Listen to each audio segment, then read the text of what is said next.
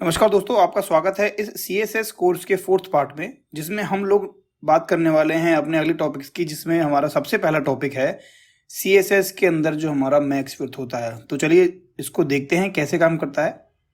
Video शुरू करने से पहले मैं आपसे दरखास्त करना चाहूंगा कि अगर आप लोगों ने इस कोर्स की पिछली 3 वीडियोस नहीं देखी हैं तो प्लीज़ उनको देख लेना। मैं डिस्क्रिप्शन में उनका लिंक दे दूंगा, और अगर मेरे चैनल पे पहली बार आए हो तो प्लीज़ सब्सक्राइब भी कर देना। तो अगर हम अपने पहले पॉइंट की बात करें तो उसका नाम है, मैं टाइटल में दे देता हूँ, ये छोटा सा कोड मैंने पहले से लगा करके रखा हुआ है। मैं इसका एक बार आपको आउटपुट दिखाता हूँ। ओपन में ब्राउजर करते हैं हम लोग, तो आपको दिखेगा यहाँ पर कोई भी जो हमारा कंटेंट है दिखाई नहीं दे रहा है, क्योंकि हमारा जो सबलाइम का पार्ट है उसमें हम लोगों को कोई कंटेंट ऐड नहीं किया हुआ है। तो टाइटल में हम सबसे पहले लिख देते हैं CSS max width. Max width का मतलब मैक्सिमम विड्थ ही होता है दोस्तों, ठीक है। यहाँ पर सबसे पहले मैं बनाता हूँ 2 डिव। मैं डिफरेंस करके दिखाऊंगा आप लोग। अगर मैं नॉर्मली अपनी किसी डिव को मैक्स विड्थ नहीं देता हूँ और किसी को मैक्स विड्थ देता हूँ तो उनका बिहेवियर किस तरह से चेंज होता है, वो मेरा बेसिकली मकसद है इस वाली जो पॉइंट में सिखाने का, ठीक है। तो ये मेरा पहला हो गया डिव, जिसमें मैं लिख देता हूँ टेक्स्ट विदाउट मैक्स विड्थ, ठीक है। टेक्स्ट विदाउट मैक्स विड्थ, इसको मैं रिपीट भी कर देता हूँ, या एक काम करते हैं, इसको मैं हेडिंग टैग बना देता हूँ अभी के लिए। ये मेरा हेडिंग टैग हो गया, H1 मैंने बना दिया यहाँ पे, और दूसरा मेरा हो गया ये H1 मैंने यहाँ बंद कर दिया। ऐसे ही मैं एक और हेडिंग टैग बनाता हूँ H1, जिसमें मैं लिखूंगा, इसको मैं कॉपी कर लेता हूँ यहाँ से टेक्स्ट को। ये हो जाएगा हमारा टेक्स्ट विद मैक्स विड्थ, ठीक है। इसमें मैं इसके जस्ट नीचे एक डिव बनाता हूँ। डिव मैंने बनाया यहाँ पर, और यहाँ पर लिखता हूँ मैं लॉरेम इप्सम, या फिर थोड़ा सा यहाँ पर लिखते हैं hello this is Yuvraj academy, ठीक है। युवराज अकेडमी मैंने यहाँ लिखा है, इसको थोड़ा सा रिपीट मार देता हूँ बार बार, ताकि समझ में आए कि मैक्स विड्थ एक्चुअल में करती क्या है।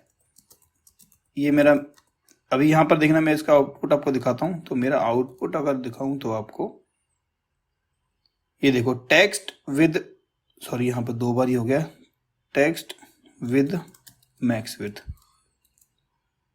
ये विदाउट वाला पार्ट है, सॉरी, इसको वहां से हटा देते हैं ये, ठीक है। यहाँ पर है मेरा टेक्स्ट विदाउट मैक्स विड्थ, ठीक है। विदाउट मैक्स विड्थ में मेरा कंटेंट यहाँ से यहाँ तक जा रहा है। सेम कंटेंट मैं उठाता हूँ और यहाँ इसके नीचे डाल देता हूँ। थोड़ा डिफरेंशिएट करने के लिए मैंने इसको अलग अलग लिखा है। यहाँ पर ब्रेक टैग लगा देते हैं 2-3 बार, ताकि अलग से दिखे वो, ठीक है। यहाँ पर करते हैं सेव। तो देखो, ये मेरा टेक्स्ट विदाउट मैक्स विड्थ ये है, और टेक्स्ट विद मैक्स विड्थ, अभी मैंने इसमें तो CSS नहीं लगाई है, तो दोनों का बिहेवियर सेम है, दोनों विड्थ अपने पकड़ के चल रहे हैं, ठीक है। अब जो मेरा टेक्स्ट विद मैक्सिमम विड्थ है, तो कंटेंट बना लेते हैं, टेक्स्ट विद मैक्सिमम विड्थ, मैं यहाँ करता हूँ स्टाइल में मैक्स विड्थ, सपोज कीजिए मैं रखता हूँ 400 पिक्सल। देख रहे हो, मैक्स विड्थ मेरी 400 पिक्सल पकड़ रहा है। तो डिफरेंस कहां पे आया कि अगर मेरी मैक्स विड्थ मैंने 400 पिक्सल कर दी है, तो मेरी जो कंटेंट है, या मेरा जो कंटेंट है, वो हाइट अपने आप मैनेज करता हुआ चलेगा अपने डिव की, ठीक है। अगर मैं यहां पर करता हूं ये पेस्ट, तो देखो ये हाइट में बढ़ता हुआ चलेगा, लेकिन ऊपर वाला जो कंटेंट है मेरा, इसको अगर मैं पेस्ट करता हूं तो आप देख रहे हो कि ये पूरी विड्थ को फैच करके वो चल रहा है, पूरी विड्थ को फैच करते हुए चलता है। अब यहाँ पर एक क्वेश्चन बनता है कि अगर मैं मैक्स विड्थ की जगह पर विड्थ भी यूज करता हूं तो बिहेवियर में कोई चेंज नहीं होगा। बिहेवियर में कोई चेंज नहीं होगा तो हम मैक्स विड्थ क्यों यूज करें? तो मैक्स विड्थ का फंडा ये है कि वो आपकी डिव को अलाउ करेगा कि आप मैक्सिमम 400 विड्थ तक ही जा सकते हो, ठीक है। अगर मैं यहाँ पर जाता हूं और मैं कंटेंट के आगे लिखता हूं विड्थ, अभी के लिए 500 पिक्सल कर देता हूं, तो क्या होता है देखते हैं। थोड़ा और बढ़ाते हैं इसको, 800 कर लेते हैं, सपोज करो 800 पिक्सल भी अगर मैं दे रहा हूं विड्थ को, तो वो नहीं जाएगा उसके आगे। क्यों? क्योंकि मैंने यहाँ पर मैक्सिमम विड्थ को पहले ही स्पेसिफाई किया हुआ है कि भाई आपकी विड्थ चाहे कितनी भी स्पेसिफाई कर दो आप, आपकी विड्थ 800 पिक्सल से ऊपर जाएगी ही नहीं, ठीक है। अगर मैं यहाँ से इसको हटा देता हूँ मैक्सिमम विड्थ को, और इसको जब मैं सेव करूंगा तो देखो ये 800 पिक्सल पकड़ के चल रहा है, ठीक है। तो कभी भी आपके पास डिजाइन में कोई रिक्वायरमेंट आए कि अपना जो कंटेंट है वो इस विड्थ से फालतू नहीं जाना चाहिए, तो हमेशा आप लोग क्या कर सकते हो, मैक्सिमम विड्थ का यूज कर सकते हो। होप आपको ये समझ में आया होगा। तो इसके बाद जो अपना नेक्स्ट टॉपिक आता है वो आता है हमारा पोजीशन का। पोजीशन दोस्तों बहुत इंपॉर्टेंट पॉइंट है, ठीक है। तो मैं एक एक करके आपको समझाऊंगा कि पोजीशन कितने तरह की होती है, पोजीशन का काम क्या है, और अगर आप पोजीशन सीख लेते हो तो स्टाइलिंग में ये लगाओ कि कोई भी डिजाइन आप आराम से अचीव कर पाओगे। ठीक है, तो जैसा मैंने आपको बताया कि CSS पोजीशन के अंदर हमारे पास 5 तरह की प्रॉपर्टीज होती हैं, जिसमें पहली है हमारी स्टैटिक, दूसरी है रिलेटिव, तीसरी एब्सोल्यूट, चौथी है फिक्स्ड और लास्ट में आती है स्टिकी। ठीक है, तो हम इन सबको एक एक करके ट्राई करेंगे, इनको एग्जांपल के थ्रू मैं आपको समझाऊंगा। अगर आपको कोई भी डाउट हो तो प्लीज कमेंट सेक्शन में कमेंट कर देना, और वीडियो अच्छी लग रही है तो प्लीज लाइक कर देना। तो चलिए सीधे चलते हैं सबलाइन पर, इनको एग्जाम्पल के थ्रू समझते हैं हम लोग कि ये किस तरीके से काम करती है। ठीक है, CSS की जो हमारी पोजीशन की प्रॉपर्टी है उसको समझने के लिए मैं क्या करता हूं, अभी के लिए ये कोड मुझे नहीं चाहिए, यहां से मैं हटाता हूं, टाइटल में चेंज करता हूं यहां पर अपना CSS पोजीशंस। ठीक है, तो सबसे पहली पोजीशन क्या थी मेरी, सबसे पहली थी पोजीशन, हेडिंग टैग बदलते हैं यहां पर, सबसे पहली पोजीशन है स्टैटिक। दोस्तों मैं आपको बता दूं, अगर आप किसी भी डिव पर या किसी भी एलिमेंट पर कोई भी पोजीशन मैनुअली अप्लाई नहीं करते हो तो बाय डिफॉल्ट उसकी जो प्रॉपर्टी होती है पोजीशन की वो स्टैटिक होती है। ये याद रखना, मैं रिपीट कर रहा हूं कि अगर किसी भी एलिमेंट पर आप कोई पोजीशन अप्लाई नहीं करते हो फोर्सफुली या मैनुअली, या उसकी पोजीशन चेंज नहीं करते हो, तो बाय डिफॉल्ट उसकी प्रॉपर्टी स्टैटिक ही होती है। ठीक है, स्टैटिक में इतना मुझे कुछ बताने की जरूरत है नहीं आपको। ठीक है, स्टैटिक मैं आपको बता चुका हूं।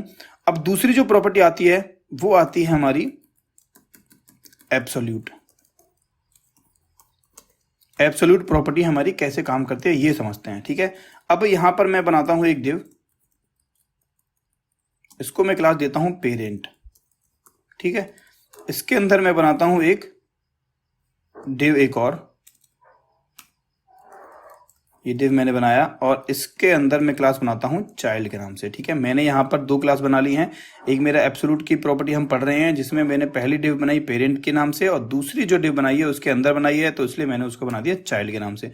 इसका ब्राउजर में एक बार चेक कर लेते हैं किस तरीके से आपका आउटपुट आ रहा है। तो यहाँ पर आप देख रहे हो एब्सोल्यूट यहाँ पर बन के आ रहा है। ठीक, अब मुझे आपको समझाना है कि ये जो एब्सोल्यूट प्रॉपर्टी है वो किस तरीके से काम करती है। तो चलिए चलते हैं। अब सबसे पहले मैं पेरेंट में क्या करता हूं, यहां पर मैं एक बनाता हूं स्टाइल टैग। दोस्तों बहुत आसानी है समझने में, अगर आप मतलब ध्यान लगा के समझोगे। ठीक है, अगर इसको समझ लोगे तो दोस्तों मैं बता रहा था आपको कि कोई भी डिजाइन आपको अचीव करने में ज्यादा परेशानी नहीं होगी। ठीक है, अब मैं सबसे पहले क्या करूंगा, पेरेंट की क्लास जो मैंने बनाई है, पेरेंट के नाम से जो बनाई है, उसमें मैं भर देता हूं बैकग्राउंड कलर येलो। आप अपने हिसाब से या आपके पास जो डिजाइन आता है उस हिसाब से कर सकते हो। ठीक है, आपकी विड्थ हो जाती है यहाँ पर 500 पिक्सल, और हाइट भी हम दे देते हैं 500 पिक्सल। ठीक है, इसको करता हूँ सेव। आप देखो थोड़ा ज़्यादा हो गया है, इसको हाइट हम कम कर सकते हैं, इसकी मैं दे देता हूँ 300 पिक्सल की हाइट। ठीक है, ये मेरा एब्सोल्यूट हो गया है। मैंने आपको बताया अभी, मतलब कोड में करके दिखाया कि मैंने इसकी बैकग्राउंड की प्रॉपर्टी क्या दी है, येलो की कलर की दी है, विड्थ इसकी 500 पिक्सल है, और हाइट अपनी 300 पिक्सल हो गई। उसके बाद जो मेरा नेक्स्ट पॉइंट आता है कि मैं इस चाइल्ड को क्या चाहता हूं, एब्सोल्यूट पोजीशन देके आपको दिखाऊंगा कि मैं इसकी वैल्यूज को कैसे चेंज कर सकता हूं, या सॉरी इसकी पोजीशन को मैं कैसे चेंज कर सकता हूं अगर मैं बाय इसमें एब्सोल्यूट पोजीशन को यूज करता हूं। तो चलिए आगे चलते हैं। मैं यहां लगाता हूं डॉट चाइल्ड, इसके अंदर मैं भरता हूं बैकग्राउंड कलर रेड, और इसकी विड्थ मैं देता हूं 20 पिक्सल, और हाइट देता हूं 20 पिक्सल। ठीक है, विड्थ और हाइट 20 पिक्सल होगी। इसको सेव करूंगा तो देखो इसके जस्ट टॉप पे ये आकर चिपक गया है। यहां पर आप देख रहे हो, मैं जूम करके दिखाऊं तो ये इसके टॉप पर आकर चिपक गया है। अब मैं चाहता हूं कि ये जो मेरा रेड जो मेरे को ब्लॉक दिख रहा है वो ऊपर से 20 पिक्सल आए और लेफ्ट से भी 20 पिक्सल आए। ध्यान देना, मैं चाहता हूं कि ऊपर से 20 के 100 कर लो ताकि थोड़ा सा और अच्छे से विजिबल हो। 100 पिक्सल टॉप से स्पेसिंग ले, और लेफ्ट से भी 100 पिक्सल स्पेसिंग ले। वो कैसे करेंगे हम लोग, ये हम लोग करेंगे ऐसे कि मैं क्या कर सकता हूं, यहां पर मैं दे दूंगा यहां पोजीशन एब्सोल्यूट, टॉप से 10 पिक्सल, सॉरी 100 कर लेते हैं, 100 पिक्सल, और लेफ्ट से भी 100 पिक्सल। इसको मैं सेव करता हूं, चला के दिखाता हूं आपको। तो देखो अभी इसने टॉप से 100 पिक्सल ले लिया और लेफ्ट से भी 100 पिक्सल ले लिया। मैं दिखाता हूं इसमें इंस्पेक्टर के कहां से क्या पकड़ रहा है। ये पेरेंट मेरा ये है, अंदर चलते हैं। अभी देख रहे हो यहाँ पर 100 पिक्सल ले रहा है, लेकिन टॉप से नहीं ले रहा। वो मैं आपको दिखाता हूँ क्यों नहीं ले रहा है। क्योंकि जो हमने डिव बनाया हुआ है, अब दिखाता हूँ मैं आपको। पेरेंट मेरा ये हो गया, इसके अंदर जो मेरा डिव है वो टॉप से 100 पिक्सल कितना ले रहा है, यहाँ चेक करके देखते हैं। ये देखो, अब यहाँ पर क्या है, अब मैंने आपको एक चीज मैं नहीं बता पाया कि अगर आपको ये स्टैटिक को छोड़ के कोई और प्रॉपर्टी यूज करनी है तो उसका जो पेरेंट है, मीन्स जैसे ये चाइल्ड है, ध्यान देना बहुत इंपॉर्टेंट चीज है, यही इंपॉर्टेंट चीज है जो आपने बताने वाला हूं मैं भी, कि अगर आपको किसी भी एलिमेंट के ऊपर कोई भी पोजीशन अप्लाई करनी है तो उसका पेरेंट नॉन स्टैटिक होना चाहिए। ये याद रखना कि अगर आप किसी भी चाइल्ड के ऊपर या किसी भी एलिमेंट के ऊपर कोई पोजीशन अप्लाई करना चाहते हो तो हमेशा उसके पेरेंट को देखना कि उसका पेरेंट नॉन स्टैटिक होना चाहिए। अभी मैंने आपको इससे पहले बताया था कि अगर बाय डिफॉल्ट आप कोई एलिमेंट यूज करते हो तो वो स्टैटिक ही होता है। अभी देखो मैंने यहाँ पर कोई फोर्सफुली इसके पेरेंट के ऊपर कोई फोर्सफुली मैंने पोजीशन नहीं दी है, तो इसीलिए क्या कर रहा है, ये जो डिव है अपनी जो पेरेंट की पोजीशन ले रहा है वो ऊपर से ले रहा है, मतलब बॉडी से ले रहा है।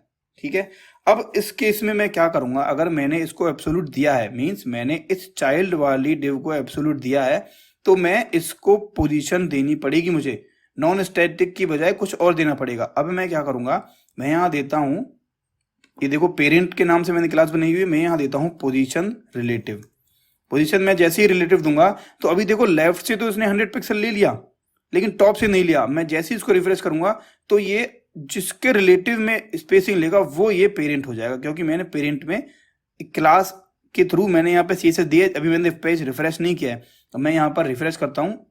ये देखो जैसे ही मैंने इसको रिफ्रेश किया तो इस पेज ने इसने क्या किया, टॉप से भी 100 पिक्सल ले रहा है और लेफ्ट से भी 100 पिक्सल स्पेस ले रहा है। समझे आप कि कभी भी कोई आप पोजीशन यूज कर रहे हो तो उसका जो पेरेंट है वो नॉन स्टैटिक होना बहुत जरूरी है, मतलब वो जरूरी है, उसके बिना वो काम नहीं करेगा। ठीक है, अब मैं यहां से अगर टॉप से 0 करता हूं, इस चाइल्ड को देखो, टॉप से अगर मैं 0 कर देता हूं 0 पिक्सल, तो देख रहे हो इसके टॉप पे आकर चिपक गया। और टॉप से अगर मैं 100 कर देता हूं तो देखो ये 100 पिक्सल यहां से ले रहा है। एब्सोल्यूट पोजीशन हमने सीखी कि कैसे काम करती है। वो क्या करती है, जो आपका पेरेंट है उसके लेफ्ट से लेफ्ट टॉप को ओरिजिन मान लेती है अपना। क्या मानती है, जो भी आप पोजीशनिंग दोगे वो उसके लेफ्ट टॉप से, जो उसका पेरेंट होगा उसके लेफ्ट टॉप से अपनी पोजीशन को एक्वायर कर लेगा, मतलब अपनी पोजीशन को वहां पे स्थगित कर देगा कि जो भी आप CSS दोगे वहीं से नाप के चलूंगा भाई मैं, कि आपने यहाँ चाइल्ड पे दिए 100 पिक्सल लेफ्ट से, तो मैं यहां से लेफ्ट से 100 पिक्सल, मतलब लेफ्ट कॉर्नर से 100 पिक्सल और टॉप से 100 पिक्सल मैंने मूव कर दिया। ठीक है, अब अगली बात आती है मेरी, क्या, अब मैं चाहता हूं कि मतलब अपना जो नेक्स्ट पॉइंट है, होप कर रहा हूं कि आप लोगों को एब्सोल्यूट समझ में आ गया होगा कि कैसे ये काम करता है। अब दूसरी जो प्रॉपर्टी आती है, दूसरी क्या उसको तीसरी बोल सकते हैं, क्योंकि स्टैटिक में हमने समझी कि स्टैटिक क्या होती है। जो अगली प्रॉपर्टी है वो है हमारी रिलेटिव की। अब ये रिलेटिव और एब्सोल्यूट में क्या फर्क है दोस्तों, ये समझने की बहुत जरूरत है हमें, कि मैंने आपको बताया है कि जो पेरेंट है और जो चाइल्ड है, जो चाइल्ड होगा अगर वो मेरा एब्सोल्यूट होगा, जैसे यहाँ पे दिख रहा है, जो एब्सोल्यूट होगा वो अपना जो ओरिजिन लेगा वो अपने पेरेंट के लेफ्ट कॉर्नर से लेगा, लेफ्ट टॉप कॉर्नर से लेगा। ये बस याद रखना आप कि जो इसका पेरेंट होगा उसके लेफ्ट कॉर्नर से लेगा। लेकिन अगर मैं इसको कर देता हूं रिलेटिव, अब मैंने इसको रिलेटिव कर दिया, अब जैसे ही मैं इसको रिफ्रेश करूंगा कोई फर्क नहीं आया। ठीक है, कोई फर्क नहीं आया। अब इसको मैं समझाता हूं कि फर्क कहां दिखेगा हमें। सपोज करो मेरे पास पहले से ही एब्सोल्यूट है और मैंने यहां पर क्या दे रखा है, मार्जिन 20 पिक्सल किया। अब देखना यहां पे मार्जिन 20 पिक्सल, अच्छा 2 है 20 पिक्सल।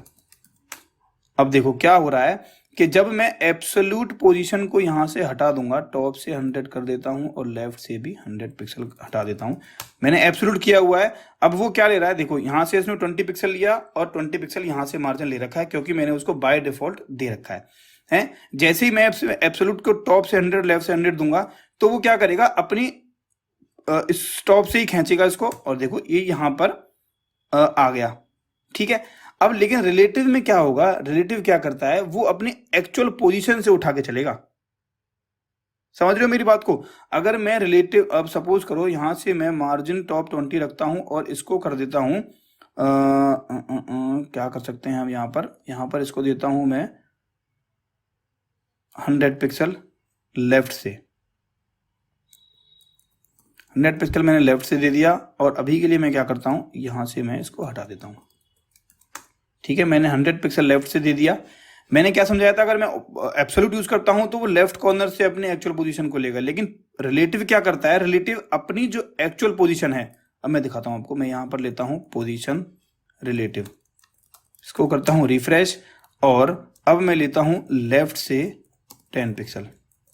लेफ्ट से 10 पिक्सल देखना, एब्सोल्यूट में क्या हो रहा था, वो यहां से पिक कर रहा था, लेकिन जो हमारा रिलेटिव होगा वो एक्चुअल जो पोजीशन है जहां पे अभी वो है उसी से अपनी ओरिजिन को मापेगा। अब मैं इसको रिफ्रेश करूंगा तो देखो इस लेफ्ट से वो मतलब अपनी एक्चुअल पोजीशन से टॉप लेफ्ट से 10 पिक्सल इसने स्पेस ले लिया। अगर मैं यहां डालता हूं टॉप से 10 पिक्सल, देखो एक्चुअल पोजीशन जो है उसी से खींच के चल रहा है। मैं लेफ्ट हटा देता हूं, यहां से लेफ्ट हटा दिया मैंने, तो वो एक्चुअल पोजीशन से टॉप से 10 पिक्सल चल रहा है। मैं इसको करता हूं, बढ़ाता हूं और आगे। ठीक है, अगर मैं यहीं पर आपको इसकी एब्सोल्यूट पोजीशन कर दूं, एब्सोल्यूट कर दिया मैंने यहां पर, और मार्जिन लेफ्ट भी हटा देते हैं, तो ये देखो आप, ये क्या कर रहा है, टॉप से 60 यहां से पकड़ के चल रहा है, टॉप से उसने यहां से पकड़ के चल रहा है। ठीक है, ये याद रखना दोस्तों कि जो अभी मैंने यहां से थोड़ा सा इसको चेंज करना पड़ेगा, रिलेटिव। ठीक है, तो जो एब्सोल्यूट है वो आपका जो पेरेंट है उसको अपना ओरिजिन मानता है, लेकिन जो रिलेटिव है वो अपनी जो एक्चुअल पोजीशन है उसी से अपने जो भी हम सीएसएस प्रोवाइड करते हैं उसको मानता है वो रिलेटिव में। ठीक है, होप कर रहा हूं आपको ये समझ में आ गया होगा कि रिलेटिव कैसे काम करता है। अगला पॉइंट हमारा आता है, वो आता है फिक्स्ड का, कि जो फिक्स्ड है मतलब जो अपनी पोजीशन फिक्स होती है वो कैसे काम करती है। ये मैंने आपको बताया, अगर मैं यहाँ पे सेव करता हूं इसको, कि जो स्टैटिक है वो बाय डिफॉल्ट होती है, जो एब्सोल्यूट है वो अपने पेरेंट को मानती है, पेरेंट को अपना ओरिजिन मानती है, लेकिन जो उसकी अगली जो प्रॉपर्टी मैंने आपको बताई रिलेटिव, वो क्या करती है, जो उसकी एक्चुअल पोजीशन होती है उसको ओरिजिन मानती है। और जो हमारी अगली प्रॉपर्टी जिसके बारे में बात करने वाला हूं उसको बोलते हैं फिक्स्ड।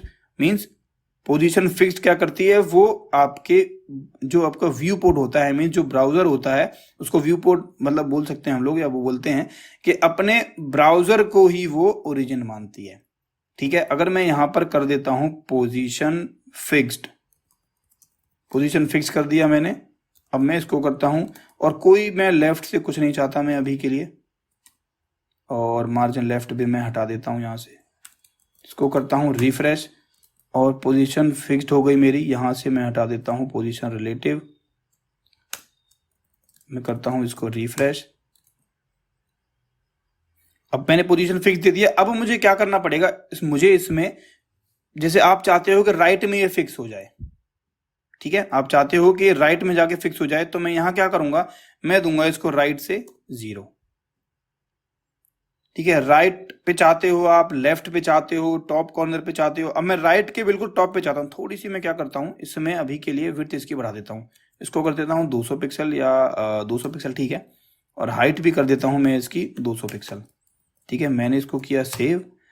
अभी के लिए क्या कर रहा है, ये मैंने फिक्स तो दे दिया, ये यहीं पे फिक्स दिखा रहा है मुझे। मैं अगर इसको ऊपर नीचे देख रहा हूँ, मैं कर रहा हूँ तो इसकी पोजीशन मुझे यहाँ फिक्स दिखा रहा है। लेकिन जब अब मैं इसको यहाँ से हटा देता हूँ थोड़ा सा, ये देखो मैं इसको इसकी हाइट को और थोड़ा बढ़ा सकते हैं, येलो वाली को, ये मैं कर देता हूँ 800। ठीक है, इसको मैं करता हूँ रिफ्रेश, तो देखो मैं इसको जब नीचे मूव कर रहा हूँ तो मेरा जो रेड वाला ब्लॉक आपको दिख रहा है वो पोजीशन उसकी फिक्स हो गई है, वो हिल नहीं रहा है वहां से। ठीक है, अगर मैं पोजीशन फिक्स यहाँ से हटाता हूँ, सपोज करो मैं यहाँ से हटा देता हूँ, थोड़ा डिफरेंस दिखाने के लिए मैं इसको हटा रहा हूँ, इसको मैं रिफ्रेश करता हूँ, सेव नहीं हुआ शायद, इसको करते हैं रिफ्रेश। ये देखो, अब ये देखो, अब ये मूव कर रहा है, लेकिन जब मैं पोजीशन फिक्स इस पे लगा देता हूं तो मैं इसको मूव भी कर रहा हूं तो वो मुझे वहीं पे दिख रहा है। अब मैं चाहता हूं कि ये जो मेरा फिक्स्ड है, जो रेड कलर का फिक्स बॉक्स है, मैं राइट कॉर्नर में इसको चिपकाना चाहता हूं। बस मैं क्या करूंगा, टॉप से कर दूंगा पहले तो 0, टॉप से 0 किया मैंने, इसने फिक्स को छुपा लिया। उसका जो मतलब इसको फिक्स ने क्यों छुपा लिया या फिक्स क्यों छुप गया, उसका डिस्कशन हम अगले वाले पॉइंट में करेंगे, ठीक है। वो जो हमारा जेड इंडेक्स का पॉइंट आता है वो उस पर हम डिस्कस करेंगे, ठीक है। तो अभी मैंने टॉप से 0 कर दिया। अगला जो मैं चाहता हूं कि ये राइट से 0 में आए, लेफ्ट से 0 से नहीं, राइट से 0 पकड़े। बस मैं क्या करूंगा, राइट से 0 कर दूंगा इसको, ये जाएगा यहाँ चिपक। मैं इसको चेंज भी कर लूंगा, अगर मैं व्यू पोर्ट को चेंज मतलब व्यू पोर्ट को अपना स्क्रॉल करता हूँ नीचे, तो ये मेरा जो है हमेशा यहाँ पे चिपका हुआ आएगा। आपने काफी सारे वेबसाइट्स में देखा होगा कि आपकी बार आती है और जब भी आप इसको आपका यहाँ पे मेन्यू आता है, यहाँ कंटेंट आता है, आप अपने वेबसाइट को या वेब पेज को स्क्रॉल डाउन करते हो तो यहाँ पर एक मॉड्यूल है वो चिपका हुआ आता है, जो हम लोग फिक्स पोजीशन की मदद से अचीव कर पाते हैं। अब देखो कभी कभी होता है कि मुझे नीचे चाहिए या लेफ्ट में चाहिए, आप आराम से खेल सकते हो इस चीज से। यहाँ पर आप क्या करोगे, बॉटम राइट 0 यहाँ कर दो, बॉटम राइट 0। आप चाहते हो बॉटम लेफ्ट 0, तो वो यहाँ पे आ जाएगा, ठीक है। दोस्तों मुझे लग रहा होगा कि आपको समझ में आ गया होगा कि चार जो आपकी पोजीशंस होती हैं वो किस तरीके से काम करती हैं। एक लास्ट जो पोजीशन होती है वो होती है स्टिकी, जो हमारी अभी मतलब नई यूज हुई है। जहां तक हम अभी तक काफी सारी जगह पे लोग उसको यूज करना शुरू कर चुके हैं, लेकिन जो लास्ट एडिशन हुआ है वो स्टिकी है। अब स्टिकी कैसे काम करता है, चलिए उसको समझते हैं। अभी के लिए मैं यहाँ से पोजीशन फिक्स वगैरह सब हटा देता हूँ, ठीक है। मैंने इसको किया सेव। अब देखो, अब मैंने यहाँ पर थोड़ा सा इसको चेंज कर देते हैं, स्टिकी से स्टिकी सेव करते हैं, ठीक है। स्टिकी क्या करता है, स्टिकी का मेन मकसद क्या है कि अगर मैं इसको जब मूव करूं तो मेरा जो डिजाइन रिक्वायरमेंट ये है कि जब मैं इसको पेज को मूव करता हूं तो ये जो रेड कलर का बॉक्स है मेरा टॉप में चिपक जाना चाहिए, जैसे ही ये इस तक पहुंचे, ठीक है। अब जैसे ही इस तक पहुंचे तो ये टॉप से चिपक जाना चाहिए। अब मैं यहां पर देता हूं पोजीशन स्टिकी में, मतलब मेरे हिसाब से ना आपको समझ में नहीं आया होगा, जब मैं एग्जांपल के थ्रू बताऊंगा तो आपको समझ में आएगा। आपने टॉप से स्टिकी दे दिया, टॉप से मैं दे देता हूं यहाँ 100 पिक्सल। मैं जब इसको रिफ्रेश करूंगा, ये देखो, इसको थोड़ा सा मुझे चेंज करना पड़ेगा।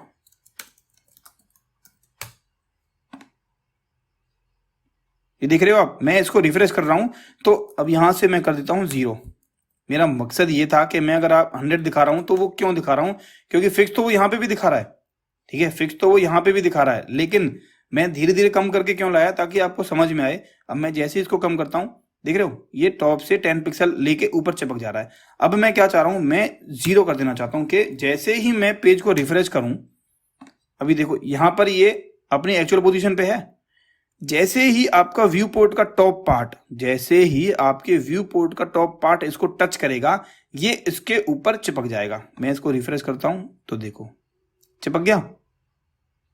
समझ में आ रहा है क्या कहना चाह रहा हूं मैं आपसे, कि जैसे ही ये पार्ट मेरा इस लाइन को टच करेगा तो ये नीचे नहीं जाएगा, बस वहीं चिपका रह जाएगा, ठीक है। इसीलिए मैंने यहाँ पर टॉप 0 किया। मैं चाहता हूं कि टॉप से 20 पिक्सल छोड़ के चिपक के आए। मैं इसको रिफ्रेश करता हूं, जैसे ही मैं इसको रिफ्रेश करूंगा 20 पिक्सल पे आके ये रुक जाएगा और 20 पिक्सल स्पेस यहां पर मेरा बन के चलेगा, ठीक है। ये टॉप से ही नहीं, आप राइट से भी कर दो इसको, राइट से। हालांकि मैंने इसको ज्यादा यूज नहीं किया है, राइट से 20 पिक्सल करता हूं तो काम कुछ होगा नहीं उससे, क्योंकि ये सिर्फ और सिर्फ टॉप वाले के लिए यूज होता है। एक मिनट, इसको सेव करके चला के देखते हैं एक बार क्या होता है। हाँ, मतलब ज़्यादा काम मुझे इसका समझ नहीं आया, सिर्फ मैंने अभी के लिए इसको टॉप के लिए यूज़ किया। अगर आपने इसको यूज़ किया तो प्लीज़ कमेंट करना, ताकि मुझे भी कुछ नया मिले, ठीक है। तो ये जो पॉइंट्स थे हमारे स्टिकी के जैसे ही मेरा, मैं यहाँ पर 0 कर दिया मैंने इसको, जैसे ही ये 0 पिक्सल यहाँ पर इसको मिलेगा, ये यहाँ पर चिपक के आ जाएगा। अधिकतर ये हेडर बार्स वगैरह जब बनाते हो, जैसे आपने नेविगेशन बार बनाया, आपने ऊपर लोगो लगा रखा है, यहाँ पर आपने कोई साइन इन का बटन लगा रखा है, लेकिन आप चाहते हो कि आपका हेडर जो आता है वो चिपका हुआ है, तो आप स्टिकी पोजीशन वहां यूज कर सकते हो। आपको कोई jQuery कोई जावास्क्रिप्ट यूज करने की जरूरत नहीं है, आप नॉर्मली CSS की मदद से उसको यूज कर सकते हो, ठीक है। तो हम लोगों ने क्या क्या पढ़ लिया, हमने मैक्सिमम विड्थ के बारे में पढ़ लिया, पोजीशन के सारे पॉइंट्स हमने पढ़ लिए। अब जो अगला पॉइंट आता है वो आता है जेड इंडेक्स का, कि जेड इंडेक्स मेरा क्या होता है और जेड इंडेक्स कैसे काम करता है, ठीक है। तो चलिए इसको समझते हैं। जैसे मैंने आपको बताया था अभी कि मैं अगर यहां पर यूज करता हूं पोजीशन एब्सोल्यूट, या एक काम करते हैं थोड़ा सा बेटर वे में समझते हैं इसको, इन सबको उड़ा देते हैं, या उड़ाने की जरूरत नहीं है। हम एक काम करते हैं, अंदर वाला जो पार्ट है उसको हटा देते हैं, ठीक है, और इसको कॉपी करते हैं यहाँ पर, ये पेरेंट 2, और ये हो गया पेरेंट 3। सेम कॉपी मैं कर लेता हूँ यहाँ से, ये मैंने कॉपी किया, पेरेंट,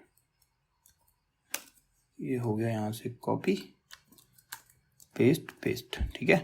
तो मेरे पास क्या रहा, पेरेंट 1 का हो गया और पेरेंट 2 हो गया और पेरेंट हो गया 3, ठीक है। पेरेंट 3 हो गया। अब मुझे क्या करना पड़ेगा, यहाँ पर थोड़ा सा चेंज करते हैं, 100 पिक्सल ये हो गई हाइट, इसकी 100 पिक्सल हो गई, इसको करते हैं 100 और इसको भी करते हैं 100, ठीक है। इसको मैं सेव करके चलाऊंगा, कोई डिफरेंस नहीं दिखेगा आपको। क्यों? क्योंकि मेरे तीनों के तीनों ब्लॉक्स की जो बैकग्राउंड कलर है वो येलो है। अब मैं येलो से थोड़ा सा चेंज करता हूँ, इसको करता हूँ रेड, इसको करता हूँ ग्रीन, इसको करता हूँ ब्लू, ठीक है। मैंने इसको ब्लू कर दिया। अब सेव करके चलाता हूँ तो ये मेरे तीनों के तीनों एक दूसरे के ऊपर यहाँ वर्टिकली अलाइन हो चुके हैं। यहाँ पर मैं इसको हटा देता हूँ या लिखता हूँ यहाँ जेड इंडेक्स, ठीक है। जेड इंडेक्स मैंने लिख दिया। अब जेड इंडेक्स का क्या मतलब है ये मैं आपको समझाने की कोशिश करता हूँ कि जेड इंडेक्स क्यों यूज होता है, बहुत इंपॉर्टेंट प्रॉपर्टी है, ठीक है। इसको करते हैं स्टार्ट। तो देखो मेरे पास ये तीनों पार्ट आ रहे हैं। अब मैं क्या करता हूँ, इनके ऊपर बना लेता हूँ एक डिव पेरेंट जो इनका कंटेनर होगा। डिव बनाता हूँ एक और यहाँ पर बंद करता हूँ डिव। इस डिव का नाम होगा कंटेनर, क्लास कंटेनर, ठीक है। स्टाइलिंग में यहाँ दे सकता हूँ या स्टाइलिंग में टॉप पर ही दे देता हूँ। जो मेरा कंटेनर है उसकी पोजीशन में कर देता हूँ रिलेटिव, ठीक है। पोजीशन रिलेटिव हो गई। और जितने भी आपके पेरेंट हैं, जो कंटेनर के अंदर जितने भी डिव हैं मेरे, जो मेरे कंटेनर के अंदर डिव हैं, उनकी मैं पोजीशन कर देता हूँ एब्सोल्यूट। एब्सोल्यूट मैंने कर दी। और इसको मैं क्या कर सकता हूँ, टॉप से 0 और लेफ्ट से भी 0 पिक्सल।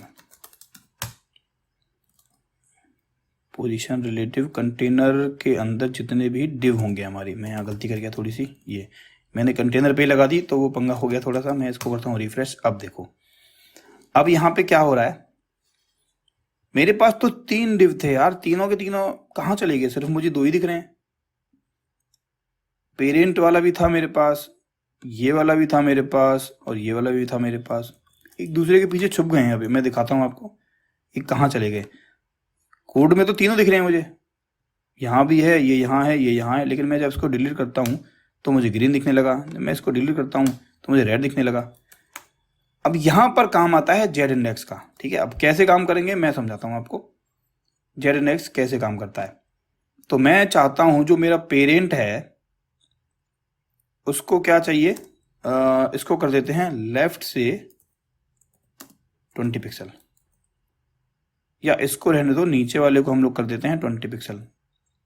अगर आप पहली बार देख रहे हो या समझ रहे हो तो डोंट वरी, अभी आपको अच्छे से समझ में आ जाएगा कि मैं ये सब चीज़ें क्यों लिख रहा हूँ। आप बस एग्जाम्पल देखोगे या उसका आउटपुट देखोगे, उस चीज़ समझ में आ जाएगा आपको कि ये मैं क्यों लिख रहा था, ठीक है। लेफ्ट से 40 पिक्सल 20 पिक्सल, इसको मैं करता हूँ रिफ्रेश। तो अभी के लिए चला नहीं, क्यों ये देखना पड़ेगा मुझे। तो यहाँ से मैं इसको हटा देता हूँ, इसको करते हैं रिफ्रेश। तो देखो अब क्या है, मेरा जो रेड वाला है वो सबसे पीछे आ रहा है, गॉट इट।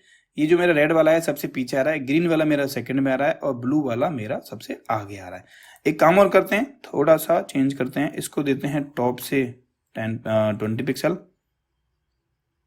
इसको इसको नहीं, नीचे वाले को देना पड़ेगा क्योंकि ऊपर वाला जो मेरा है 0 पे ही सेट है, बहुत सही चल रहा है।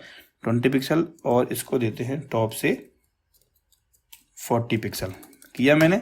ये देखो अब यहाँ पर आपको दिख रहा है रेड ग्रीन और ब्लू, ठीक है। रेड ग्रीन ब्लू किस हिसाब से आ रहा है, पहले मैंने पेरेंट को रेड दे रखा है जो मेरा पेरेंट है, पेरेंट 2 को मैंने ग्रीन दे रखा है और पेरेंट 3 को मैंने ब्लू दे रखा है जो मेरा आ गया। अब मैं चाहता हूं कि जो ग्रीन है वो मेरा ब्लू से आगे आ जाए, इसी पोजीशन में ग्रीन जो है मेरा ब्लू से आगे आ जाए। मैं उस केस में क्या यूज करूंगा, बस मुझे क्या करना है, जेड इंडेक्स की प्रॉपर्टी होती है, इसको हम न्यूमेरिक वैल्यू देते हैं। कोई पिक्सल नहीं देना हमें इसमें, numeric value without any pixel, ठीक है। मैं यहां लिखूंगा 1, तो क्या होता है देखते हैं। ये देखो आ गया, 1 आ गया। अब क्या हो रहा है, जो मेरा ब्लू है उसका जेड इंडेक्स 0 है। अब मुझे चाहिए कि भाई मैं इस ब्लू को आगे लाना चाहता हूं, तो मैं क्या करूंगा, मैं यहाँ लिखूंगा जेड इंडेक्स, इसकी वैल्यू 2 कर दूंगा। तो ब्राउजर क्या करेगा, जैसे ही वो इसको रन करेगा वो देखेगा इसकी वैल्यू जेड इंडेक्स की 1 है, इसकी 2 है, तो इसको प्रायोरिटी आगे दे देगा। इसको सेव करते हैं, इसको आगे ले आया। भाई फिर लड़ेंगे ये दोनों कि भाई ये मुझे ये आगे चाहिए, तो मैं इसको 3 दे दूंगा, तो ये यहाँ आ जाएगा। अब रेड वाला कह रहा है भाई तुम दोनों लड़ रहे हो तो मुझे भी थोड़ा लड़ने दो, तो यहाँ लिख सकता हूँ मैं जेड इंडेक्स की वैल्यू अगर मैं 4 कर दूंगा तो वो क्या करेगा, रेड मेरा सबसे आगे आ जाएगा। ठीक है, तो जेड इंडेक्स का मतलब क्या होता है, जेड इंडेक्स आपकी जो एलिमेंट्स है उनकी पोजीशन को बैकवर्ड और फॉरवर्ड लाने में आपकी मदद करता है। गॉट माय पॉइंट कि what is the role of Z index, के ये स्पेसिफाई करता है कि what will be the position of your element, कि आपके एलिमेंट की पोजीशन क्या होगी इन रिस्पेक्ट ऑफ बैकवर्ड और फॉरवर्ड, कि उसको बैकवर्ड में रखोगे या फॉरवर्ड में। जैसे मैंने आपको दिखाया कि जो हमारे जेड इंडेक्स की वैल्यू रेड वाले की 4 है तो वो सबसे आगे आ रहा है, लेकिन अगर मैं चाहूं कि ब्लू वाला मेरा सबसे आगे आए तो मैं यहां लिख दूंगा 5। ये देखो ब्लू वाला मेरा आगे आ गया। ठीक है, तो जेड इंडेक्स दोस्तों बहुत इंपॉर्टेंट प्रॉपर्टी है, आप इसको कभी यूज करके देखना। अगर आपको कोई परेशानी आ रही है तो प्लीज कमेंट कर देना, मैं आपको और अच्छे से समझा दूंगा या आपको और एग्जांपल के थ्रू बता सकता हूं। हालांकि मुझे लगता है कि जिस हिसाब से मैंने आपको समझाया है आपको दिक्कत आनी नहीं चाहिए। तो जेड इंडेक्स का काम हमें समझ आ गया, जेड इंडेक्स कैसे काम करता है। तो बढ़ते हैं अपने नेक्स्ट पॉइंट की तरफ। हाँ, तो जेड इंडेक्स हमने समझ लिया। अब जो नेक्स्ट पॉइंट है हमारा वो है ओवरफ्लो। तो ओवरफ्लो क्या होता है, कैसे काम करता है, इसके अंदर हमारे पास 4 प्रॉपर्टीज होती हैं, विजिबल, हिडन, स्क्रॉल और ऑटो। चलो इसको समझते हैं कि ये मैं क्या करता हूं। एक ओवरफ्लो की प्रॉपर्टी को समझाने के लिए मैं सबसे पहले तो एक काम करता हूं, इन सबको देता हूं उड़ा। मुझे सिर्फ चाहिए कंटेनर रखता हूं, इसको डिलीट कर देता हूं यहां से, ये मैंने डिलीट कर दिया। इसके ऊपर वाले जितने भी मैंने CSS ऐड किए हैं बस कंटेनर को छोड़ देता हूं और ये सब कर देता हूं डिलीट। ठीक है, अब इसमें क्या है कि सबसे पहले मैं देता हूं बैकग्राउंड कलर, ये दे देता हूं मैं येलो। ठीक है, येलो मैंने दे दिया। इसमें मैं विड्थ दे देता हूं 200 पिक्सल, हाइट दे देता हूं 300 पिक्सल। ठीक है, और इसके अंदर मैं डालता हूं थोड़ा सा content, hello this is Yuvraj academy. ठीक है, ये डाला मैंने, इसको मैं करता हूं सेव किया मैंने, इसको करता हूं रिफ्रेश। ये मैंने सेव कर दिया और मैं इसको चलाता हूं, ओपन इन ब्राउजर करता हूं, तो आपको ये दिख रहा है कि ये जो मेरा कंटेंट है इसके पार नहीं जा रहा है। थोड़ी मैं हाइट इसकी कम कर देता हूं, ये मेरा 200 पिक्सल हो गया, 200 पिक्सल हो गया। थोड़ा कंटेंट और बढ़ाते हैं, देखते हैं क्या होता है। ये देखो अब कंटेंट मेरा भाई इसके पार चला गया। मैंने बैकग्राउंड कलर तो यहां तक दिया हुआ है, लेकिन भाई मेरा कंटेंट अब ज्यादा आ गया, तो मैं क्या करूं इस केस में, ये तो बहुत गंदा लग रहा है। तो वहां पर हमारी जो प्रॉपर्टी आती है वो आती है ओवरफ्लो की प्रॉपर्टी। तो ओवरफ्लो की प्रॉपर्टी के लिए हम क्या करेंगे, यहां पर लिखेंगे ओवरफ्लो। अगर तो मैं चाहता हूं कि मेरा कंटेंट यहां, अगर मैंने अपना जो बॉक्स बना रखा है विड्थ 200 और हाइट 200 दे रखी है और कंटेंट मेरा इससे ज्यादा आता है तो मैं उसको हाइड भी कर सकता हूं। तो मैं लिखता हूं हिडन।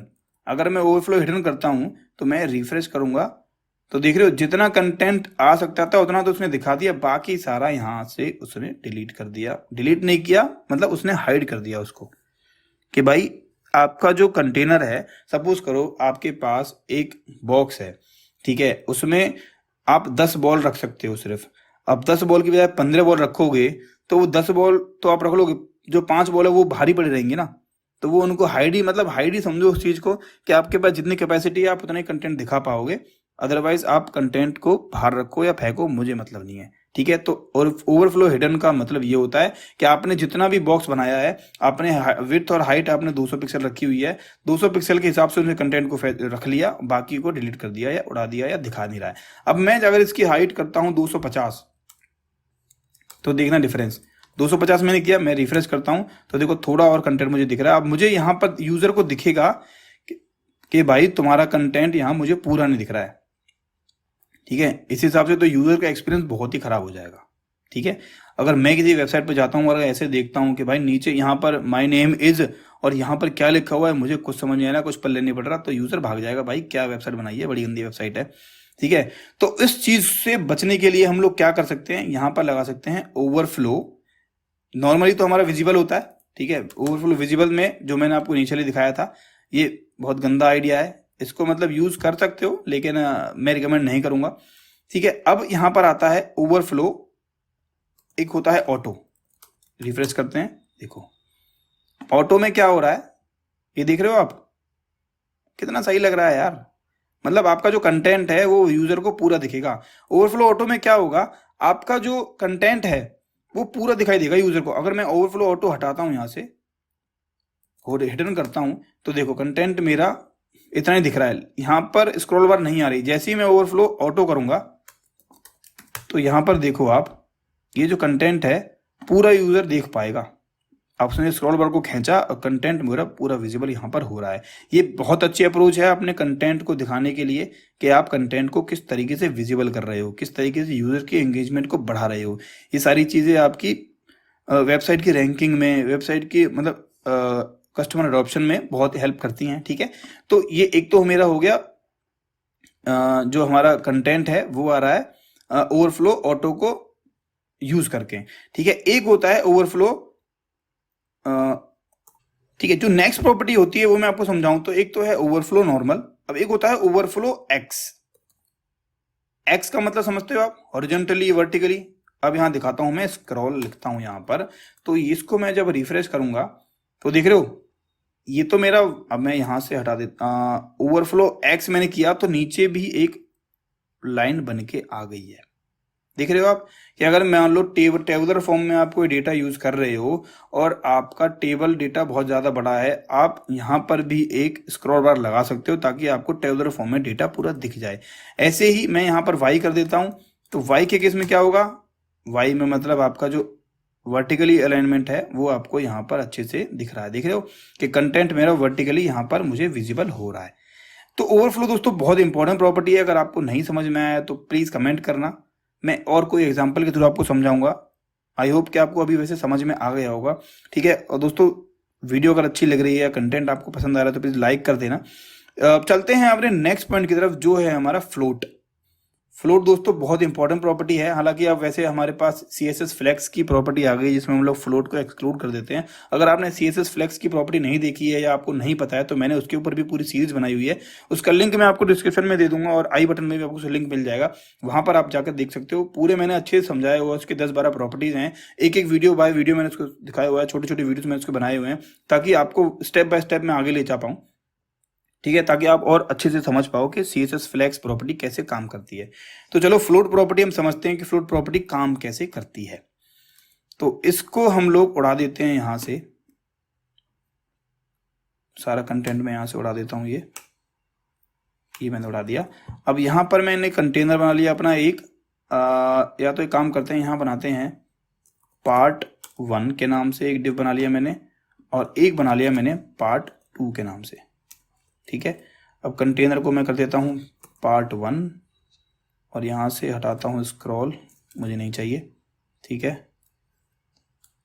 या तो एक काम करते हैं सिर्फ पार्ट के नाम से ही बनाते हैं, पार्ट थोड़ा और इजी होगा।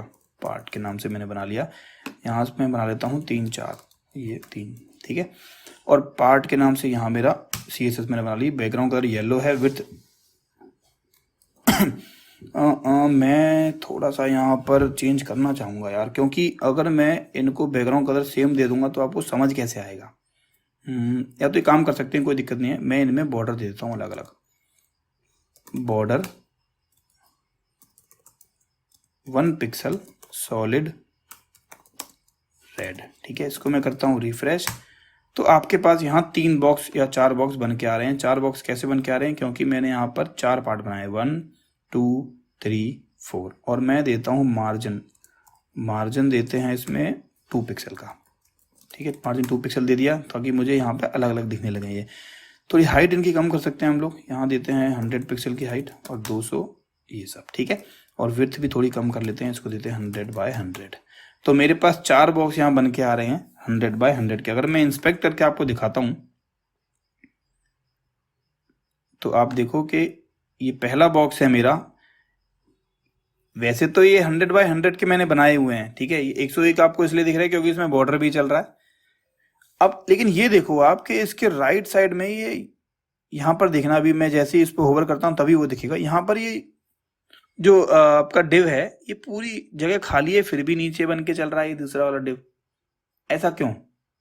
जी मैंने आपको इससे पहले वाले वीडियो में बताया था, जो मेरा CSS कोर्स का थर्ड पार्ट है, कि जो मेरे डिव होते हैं वो ब्लॉक एलिमेंट होते हैं। ठीक है, तो ब्लॉक एलिमेंट्स को पूरी, अगर आप यहाँ पर डिव बनाओगे तो वो पूरी की पूरी विड्थ को फैच करेगा, एंड टू एंड फैच करेगा, भले ही उसके पास वो कितना ही छोटा हो। उसमें इतनी अकड़ होती है भाई, मैं किसी को अपने बगल में आने नहीं दूंगा।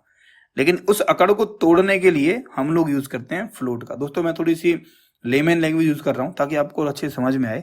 ठीक है, ये जो डिव है इसमें मतलब अकड़ होती है कि भाई मैं दूसरे को आने ही नहीं दूंगा अपने पास। लेकिन जो फ्लोट प्रॉपर्टी है वो उस अकड़ को तोड़ देता है। वो क्या करता है कि भाई इनको एडजेसेंट बना देता है कि भाई तुम भी ऊपर चलो जहां बहुत जगह है, तुम भी ऊपर चलो बहुत जगह है, तुम भी ऊपर चलो बहुत जगह है। तो उसके लिए हम लोग क्या करते हैं, सिर्फ और सिर्फ पार्ट में मैं लगा दूंगा फ्लोट लेफ्ट। फ्लोट लेफ्ट में जैसे ही लगाऊंगा, रिफ्रेश करूंगा, तो देखो ये क्या हुआ कि भाई इस डिव ने अपने आप अपनी जगह बना ली कि भाई अगला वाला भी आ जाए, इस ये वाला भी आ जाए, ये वाला भी आ जाए। अब एक चीज मैं बताऊं आपको, मैं जैसे ही यहाँ पर पार्ट 2 करता हूं, ठीक है, और पार्ट 2 के नाम से मैं यहाँ पर बनाता हूं एक नई क्लास, और यहाँ पर मैं फ्लोट लेफ्ट भी रख सकता हूँ। इसको मैं करता हूँ रिफ्रेश, और ये पार्ट 2 के नाम से जो क्लास बनाई थी उसको देखते हैं कहाँ गई। यहाँ पर पार्ट 2 कर देते हैं। फर्क तो आपको मेरे हिसाब से कुछ दिखेगा नहीं, क्यों? क्योंकि फ्लोट लेफ्ट तो इसके पेरेंट में चल ही रहा है। ठीक है, मैं थोड़ा सा डिफरेंस आपको बताना चाहता हूँ कि फ्लोट लेफ्ट ने किया क्या यहाँ पर। इसको मैं कैसे और तरीके से समझाऊं? हाँ, अब समझाते हैं। सबसे पहले तो हम क्या करते हैं, पार्ट 1 हो गया मेरे पास, ये पार्ट 2 हो गया, और ये पार्ट 3 हो गया, और ये हो गया पार्ट 4। ठीक है, ऐसे ही मैं CSS बना लेता हूँ, पार्ट 1, पार्ट 2, पार्ट 3, और ये मेरा हो गया पार्ट 4। सबसे पहले वाले को मैं देता हूँ ब्लैक, इसको मैंने येलो दे दिया, इसको देते हैं रेड, इसको देते हैं ग्रीन, और इसको देते हैं ब्लू। ठीक है, कर दिया मैंने इसको सेव। इसको करते हैं रिफ्रेश, तो अभी के लिए दिखा रहा है 2। ये देखना पड़ेगा क्यों, क्योंकि पार्ट मैंने 1 नहीं किया यहाँ पर, पार्ट 1, पार्ट 2, पार्ट 3 और पार्ट 4। ठीक है, अब यहाँ से मैं हटा देता हूँ फ्लोट प्रॉपर्टी अभी के लिए। फ्लोट प्रॉपर्टी हटा दी, यहाँ से भी हटा देता हूँ, ये हटा दी मैंने फ्लोट प्रॉपर्टी, और इन सब से हटा दी। अब मेरे पास यहाँ पर 4 ब्लॉक बन के आ रहे हैं। ठीक है, 4 नहीं दिखा रहा, 3 दिखा रहा है, ये देखते हैं। और यहाँ पर मैंने क्लास गलत कर दी, तो मेरे पास 4 ब्लॉक यहाँ बन के आ रहे हैं। अब मुझे मार्जिन की भी जरूरत नहीं है, मैं मार्जिन भी हटा सकता हूँ यहाँ से, क्योंकि मेरे जो ब्लॉक्स हैं वो अपने आप ही डिफाइन कर रहे हैं अपने आप को। और जो बॉर्डर है वो भी मैं हटा सकता हूँ यहाँ से, बॉर्डर मैंने यहाँ से हटा दिया। इसको किया मैंने रिफ्रेश, तो मेरे पास 4 ब्लॉक्स यहाँ बन के आ रहे हैं। ठीक है, अब मैं क्या करता हूँ कि पार्ट 1 को मैं देता हूँ फ्लोट लेफ्ट, सिर्फ पार्ट 1 को फ्लोट लेफ्ट दूंगा, तो क्या होता है, फ्लोट लेफ्ट। तो देखो क्या होगा, मैं जैसे ही रिफ्रेश करूंगा तो जो मेरा रेड वाला है, मेरे रेड वाले को उसके लेफ्ट में आ जाना चाहिए था, लेकिन रेड वाला गायब ही हो गया। देखते हैं क्यों। इसको करते हैं इंस्पेक्ट, ये जो मेरा रेड वाला है वो इसके पीछे चला गया है। ऐसा तो नहीं होना चाहिए था, लेकिन क्यों हो रहा है वो देखते हैं। अब इसको भी मैं अगर देता हूं फ्लोट लेफ्ट, इसको किया मैंने रिफ्रेश, तो रेड वाला तो मेरा दिख गया और ब्लू वाला चला गया। इसको भी देता हूं मैं फ्लोट लेफ्ट, तो मेरे 3 दिख रहे हैं, लेकिन ब्लू वाला नहीं दिख रहा। अब मैं यहां पर करता हूं फ्लोट लेफ्ट, मैं करता हूं इसको रिफ्रेश, तो चारों मेरे दिखने लगे। अब इसका मैं रीजन आपको समझाता हूं, मैं हटाता हूं यहां से। अब जब मैं यहां पर नॉर्मली रखता हूं इन सबको, तो मैं क्या चाहता हूं कि मेरा रेड वाला सिर्फ ऊपर आए और बाकी दोनों ना आए। ठीक है, तो मैं यहां पे क्या करूंगा, मैं यहां करूंगा फ्लोट लेफ्ट। फ्लोट लेफ्ट क्या करेगा, पहले तो ये जो ब्लैक वाले को मैंने फ्लोट लेफ्ट किया तो उसने अपने दूसरे वाले के लिए जगह तो बना दी, लेकिन वो उसके पीछे छुप गया। अब मैं यहां पर क्या करूंगा, मैं यहां बनाऊंगा फ्लोट लेफ्ट, तो वो भी विजिबल होगा, लेकिन अगला वाला जो है वो मेरा दुबक गया। उसके लिए भी मैं क्या करूंगा, मैं यहां देता हूं फ्लोट लेफ्ट, और इसको मैं सेव करूंगा। तो अब देखो ग्रीन मेरा दिख रहा है, लेकिन ब्लू वाला भी उसके पीछे चला गया, लेकिन मुझे क्या करना है, उसको भी फ्लोट लेफ्ट देना पड़ेगा ताकि वो भी उसके साइड में चिपक के आए। फ्लोट लेफ्ट, ठीक है। ये देखो फ्लोट लेफ्ट मैंने जैसे ही दिया तो ये चारों के चारों एक रो में बन के आने लगे, ठीक है। तो प्रॉपर्टी क्या कहती है कि अगर मैं किसी भी डिव में फ्लोट लेफ्ट यूज कर रहा हूं और सेकंड वाले को मैं लाना चाहता हूं उसके साइड में, तो दोनों को मुझे फ्लोट लेफ्ट देना पड़ेगा, ठीक है। समझ आया कि फ्लोट लेफ्ट की प्रॉपर्टी कैसे काम करती है, ठीक। अब मैं आपको समझाता हूं कि फ्लोट लेफ्ट और एक होता है फ्लोट राइट, वो कैसे काम करता है। चलिए अब इसमें से मैं उड़ा देता हूं ये आपके 2 चाइल्ड, ठीक है। इसका मैं बनाता हूं, पार्ट 1 है मेरे पास। अब एक मैं बना देता हूं, यहां थोड़ा चेंज करते हैं इसका नाम, फ्लोट ठीक है। ये मैं बनाता हूं एक कंटेनर, इनका पेरेंट डिव क्लास पेरेंट, ठीक है। क्लास बना दी पेरेंट नाम से, और एक बन कर देता हूं यहाँ पे डिव, और इस पेरेंट को मैं देता हूं, सपोज करिए विड्थ दे देते हैं, ठीक है। इसको टॉप पे देते हैं, मैंने यहाँ विड्थ दी, इसकी विड्थ दी मैंने इसको सपोज ये 600 पिक्सल, ठीक है। इसको देते हैं मार्जिन 0 ऑटो कर दिया मैंने, और पार्ट 1 2 को रखते हैं ऐसे ही, इसको कर दिया मैंने डिलीट, कर दिया मैंने रिफ्रेश। अभी मैं यहाँ से हटाता हूँ फ्लोट लेफ्ट और राइट सब हटा देता हूँ, मुझे कुछ नहीं चाहिए अभी, फ्लोट लेफ्ट और राइट मैंने यहाँ से कुछ नहीं चाहिए बस, ठीक है। और एक चीज़ और करते हैं ताकि पेरेंट को अच्छे से हम स्पेसिफाई कर पाएँ कि उसकी पोजीशन कहाँ पे है, बॉर्डर दे देते हैं, बॉर्डर 1 पिक्सल सॉलिड रेड, ठीक है। सॉलिड रेड कर दिया मैंने, इसको रिफ्रेश। अब देखो मेरे पास जो मेरा पेरेंट है वो है रेड कलर की बाउंड्रीज तक, ठीक है। मार्जिन 0 ऑटो को मतलब आपको पता होगा, मार्जिन 0 ऑटो क्या करता है कि 0 तो मेरा टॉप से ले लेगा और बॉटम से ले लेगा, और ऑटो मतलब लेफ्ट राइट से ऑटो स्पेस दे देगा, मींस ये सेंटर लाइन कर देगा मेरे कोई भी एलिमेंट पे मैं मार्जिन 0 ऑटो लगाता हूँ ब्लॉक एलिमेंट्स पे, ठीक है। ब्लॉक एलिमेंट और इनलाइन ब्लॉक एलिमेंट्स पे, ये आपका इनलाइन पे नहीं चलेगा, ठीक है, ये याद रखना। अब मैं इसको करता हूँ रिफ्रेश, मैंने किया कोई फर्क नहीं आया क्योंकि कोड में कोई चेंज नहीं किया। अब मुझे क्या करना है, ये जो रेड वाला है मुझे ये यहाँ पे चाहिए। सिंपली मैं क्या करूंगा, मैं यहाँ लिखता हूँ फ्लोट लेफ्ट, तो रेड वाला है वो उसके पीछे चला जाएगा, और इस रेड वाले को मैं चाहता हूँ फ्लोट राइट करना। इसको जैसे ही मैं, जो मेरा रेड वाला है वो इस ब्लैक वाले के पीछे छुपा हुआ है। अब जैसे ही मैं यहाँ पे लिखूंगा फ्लोट राइट, मैं जैसे ही फ्लोट राइट लिखूंगा तो एक डिफरेंस आएगा इस बॉर्डर में, ये ध्यान देना आप। मैं इसको करता हूँ रिफ्रेश। अब देखो मेरा जो रेड वाला ब्लॉक था, वो मेरा यहाँ पर आके तो चिपक गया, लेकिन जो मेरा बॉर्डर है वो ऊपर क्यों चला गया, सोचने वाली बात है, ठीक है। तो मेरा जो डिजाइन था वो तो मीट नहीं कर रहा है यहाँ पर, तो उस डिजाइन को मीट करने के लिए मैं क्या करूंगा, जो मेरा पेरेंट है मैं उसको कर दूंगा डिस्प्ले टेबल, ठीक है। ये दोस्तों हैक बता रहा हूं मैं आपको, डिस्प्ले टेबल करूंगा तो वो आपके जो बॉर्डर है वो पूरा पूरा बन के आ जाएगा यहाँ पर, ठीक है। अब यहाँ पर आपको समझ आ गया कि फ्लोट लेफ्ट क्या काम करता है, फ्लोट राइट क्या काम करता है, ठीक है। अब एक चीज और आती है जो फ्लोट नन होती है, ठीक है, उसको ट्राई करना। अगर समझ नहीं आता तो मुझे बताना कि फ्लोट नन, देखो 2 मैंने आपको बता दी, फ्लोट लेफ्ट बता दिया, एक फ्लोट राइट बता दिया, एक फ्लोट नन होता है, क्लियर फिक्स के बारे में भी होता है, उसको पढ़ के देखना या समझ के देखना क्या काम करता है, एक बार ट्राई करके देखना, बस आपको समझ में आ जाएगा, ठीक है। नहीं समझ में आता प्लीज कमेंट बॉक्स में कमेंट करना, और अगर वीडियो अच्छी लगी तो प्लीज लाइक कर देना, और अगर मेरे चैनल पे पहली बार आए हो तो प्लीज सब्सक्राइब भी कर देना। अब चलते हैं अपने नेक्स्ट पॉइंट की तरफ। नेक्स्ट पॉइंट है वो है हमारा CSS की स्यूडो क्लासेस। उसमें आप लोग देख रहे हो यहाँ पर मुझे 4-5 पॉइंटर दिख रहे हैं, लेकिन उसमें और भी पॉइंटर्स होते हैं, तो चलिए इनको एक एक करके समझते हैं। जैसे आपको दिख रहा है होवर है, फर्स्ट चाइल्ड है, nth चाइल्ड है, एक्टिव है, इसको सबलाइन पे समझते हैं कैसे काम करती है, ठीक है। और सबसे पहले मैं यहाँ क्या बनाता हूँ, मैं बनाता हूँ यहाँ पर कंटेनर, एक मैं डिव बनाता हूँ, ठीक है। डिव मैंने बनाया और इसकी मैं क्लास दे देता हूँ कंटेनर।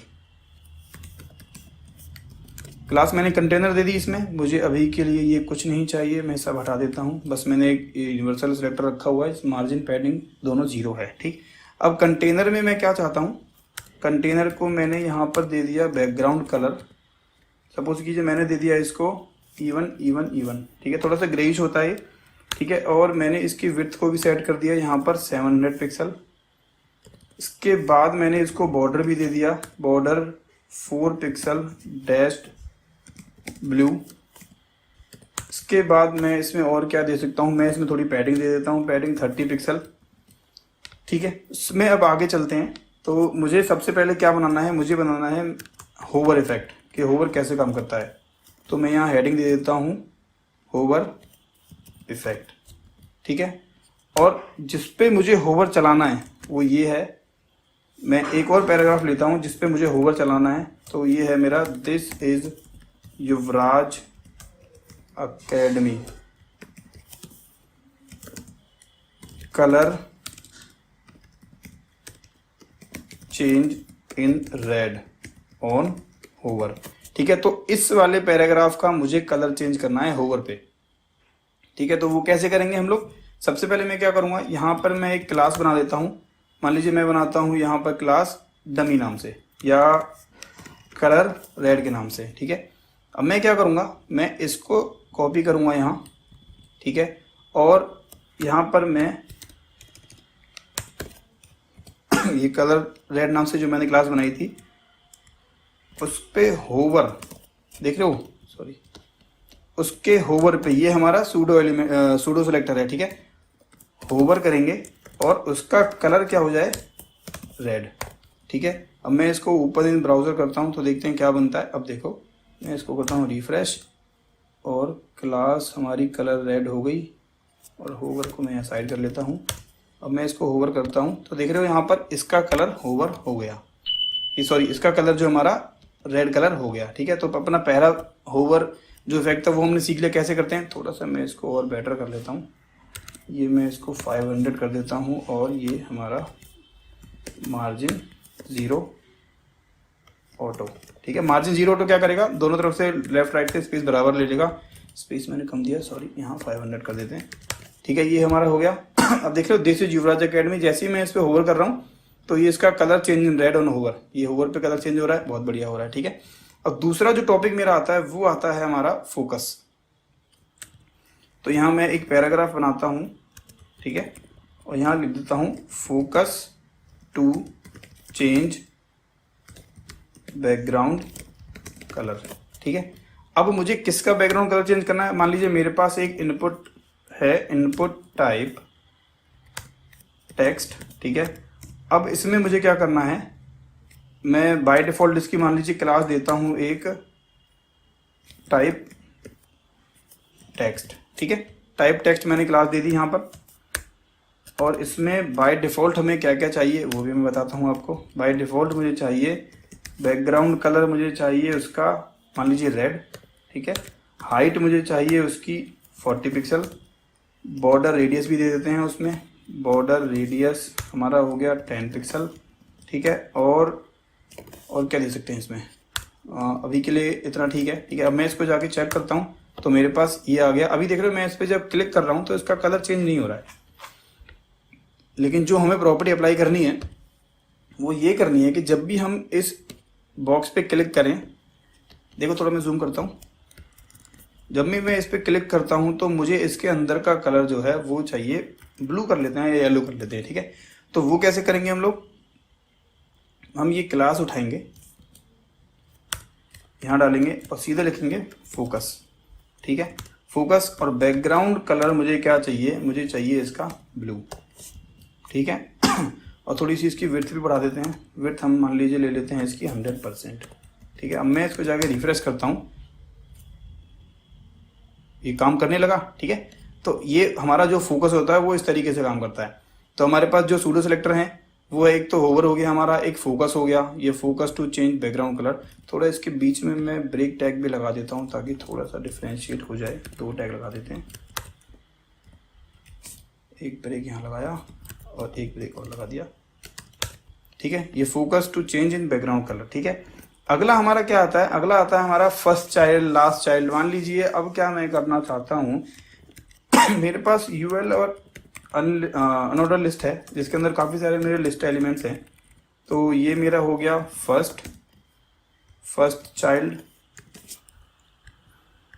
इनको मैं कॉपी करता हूँ, ये हो गया हमारा फर्स्ट हो गया मेरा, ये मेरा हो गया सेकंड चाइल्ड, ये हो गया मेरा थर्ड चाइल्ड, ये हो गया मेरा फोर्थ चाइल्ड, ये हो गया मेरा फिफ्थ चाइल्ड। इतना बहुत है, एक और ले लेते हैं, चलिए। ये हो गया मेरा सिक्स्थ चाइल्ड। ठीक है, अब इसमें मुझे क्या चाहिए कि मुझे सिर्फ और सिर्फ फर्स्ट चाइल्ड को कलर देना है। मीन्स फर्स्ट चाइल्ड को मुझे ब्लू कलर करना है। सपोज करो अभी मुझे ऐसा दिख रहा है, मैं यहाँ पर एक ब्रेक और लगा देता हूँ, 2 ब्रेक उठा लेते हैं यहाँ से, ये मैंने किया रिफ्रेश। ठीक है, अब मुझे क्या चाहिए, फर्स्ट को मुझे कलर करना है किसमें, मान लीजिए मुझे ब्लू कलर देना है और उसको थोड़ा बोल्ड करना है। तो मैं क्या करूँगा, सबसे पहले मैं यहाँ से स्टाइलिंग में जाऊँगा, सबसे पहले यूएल, फिर उसका LI, फिर कॉलन, ये सिंटैक्स होता है दोस्तों। ठीक है, सूडो सेलेक्टर का कॉलन, और मैं लिख दूंगा यहाँ पे फर्स्ट चाइल्ड। तो इसने क्या किया, ये UL पे जाएगा, फिर LI पे जाएगा, LI का फर्स्ट चाइल्ड खोजेगा ये। ठीक है, सर्च करेगा फर्स्ट चाइल्ड कौन सा है, उसको हमें क्या करना है, कलर हमें देना है, मान लीजिए ब्लू या रेड दे देते हैं। ठीक है, रेड देना है और उसको करना है फॉन्ट वेट बोल्ड। ठीक है, अब मैं जाता हूँ, देख रहे हो इसने सिर्फ फर्स्ट वाले को कलर दे दिया और उसको बोल्ड भी कर दिया। आपको डिफरेंस दिख रहा है, देख रहे हो, ये फर्स्ट हो गया मेरा और ये हो गया मेरा सेकंड। अब ऐसे ही अगर मैं चाहता हूं कि मुझे लास्ट चाइल्ड को पकड़ना है, तो मैं लास्ट चाइल्ड को पकड़ लेता हूं। देख रहे हो, इसने लास्ट वाले को कर दिया।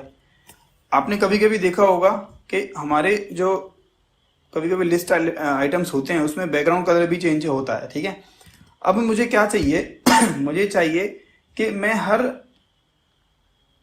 जो ऑड है, ऑड चाइल्ड बोले तो जो 2 से भाग नहीं होते सॉरी, उनका कलर मैं रेड कर दूं और उनको बोल्ड कर दूं। तो उस केस में हम क्या कर सकते हैं, हम यहाँ पर करेंगे nth चाइल्ड और यहाँ पर लिख देंगे मान लीजिए ऑड। ठीक है, अब मैंने क्या किया, nth चाइल्ड को देखेगा, सारे चाइल्ड को देखेगा और फिर उसके बाद देखेगा ऑड कौन कौन से हैं।